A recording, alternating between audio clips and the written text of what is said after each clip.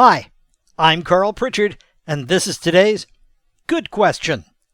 You want to align your contract with your methodology, but you're wrestling with adaptive management in a contract's perspective.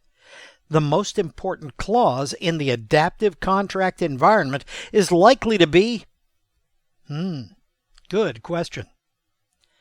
As you look at these four answers, the question is, first, which is probably the least to be labeled the most important?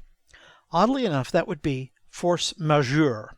Force majeure clauses are the act of God clauses, and in a contract, the force majeure clause is generally a fallback to the fallback to the fallback plan.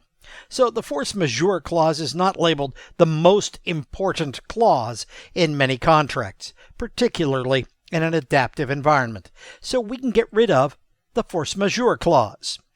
Now, which comes next? Well, the payments clause. Hey, Carl, we actually need to get paid. Yeah, I know that.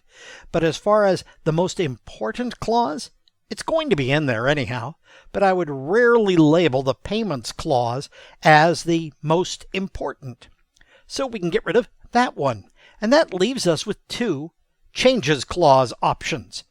Oh, you're in an adaptive environment. The environment is constantly changing. Changes clause is definitely going to be very important. Now read these two answers. Wow, look at the first one. It needs to be written so that each change is handled differently. Just shoot me now. Doesn't that sound awful? Oh, every change is a different thing. No, change is handled the same way in the contracts world every single time. We can get rid of C, and that leaves us with the changes clause, employing clear rigor in how change will be handled to keep the adaptive model moving well.